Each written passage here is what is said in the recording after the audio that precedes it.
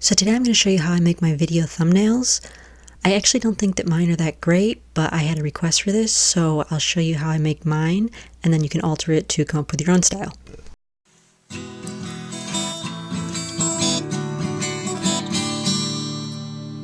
So of course you start by just getting a photograph of whatever your video is about, and I do this by taking a selfie with an old-fashioned camera. And it helps if you do it on a plain colored wall because it helps you take out the background later. And so you just select your photo, and of course I always get a perfect shot on the first try. Well, except for that one. And maybe that one. And I'm not sure what's going on there. And I forgot to hit the self-timer. I don't know what's going on there. And that one wasn't that great. So nobody really gets a perfect shot the first time. But so once you have your shot, you want to open it up in some editing software. I'm using ArcSoft, which you can use pretty much anything. You can even use Paint if you want to. You just want to take the little paint bucket and splat that around the background. This is why it helps to take a picture on a plain colored background.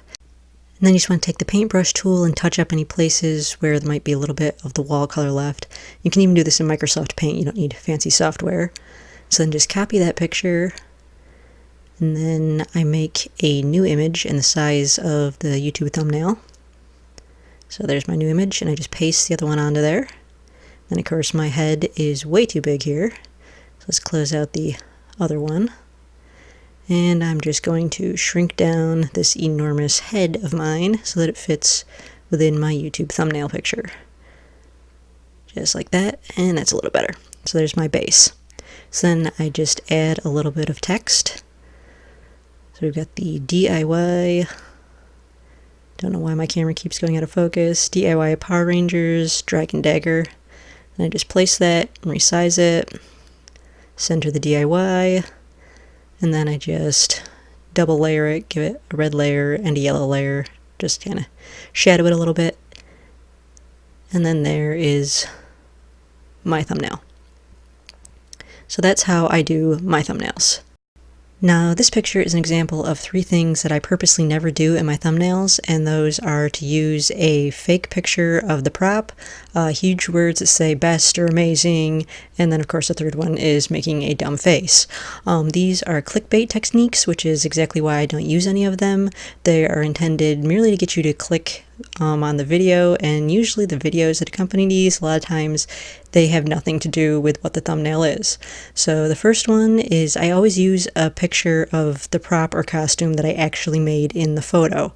I've seen some where people just take a photo straight out of the movie and use it in their thumbnail, and so then when you click on it, you're expecting a prop that looks just like from the movie, and it's just something made out of cardboard. And of course there's nothing wrong with making stuff out of cardboard. That's, basically my primary construction material, but just be honest about it. If you made it out of cardboard, then put that on the thumbnail so people know what they're clicking on when they click it.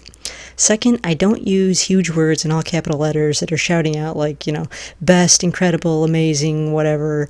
There are a bazillion tutorials on the internet, and I really doubt that I have the best one on the internet, so I don't put that claim in any of my videos. And third, I don't make a stupid face. I mean, come on, it's a dagger made out of cardboard and puffy paint. It's really not amazing enough to merit this look of utter amazement. This is a very common technique in clickbait photos because for whatever reason, a lot of people are attracted to these and they will click on them.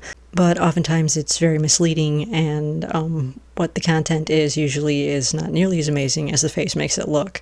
So when you put all 3 of these things together, it makes a really clickbaity photo. Honestly, when I see photos like this on videos, I purposely do not click on them because I've seen enough in the past where they're just intentionally misleading for the sole purpose of getting people to click on them. So now when I see something like this, I won't even give it a chance. I just don't even click on it unless it's from a channel that I've been following for a long time and know that they have quality content. If I don't know the channel and I see a clickbait photo like this, I just don't even click on it. So it's usually better, if you're just looking for clicks, this will get you clicks, but it will also usually get people to click away pretty fast when the video doesn't look anything like what the thumbnail advertised. So just try to keep your thumbnails honest. It's just kind of try and keep the internet a more honest place, if that's at all possible.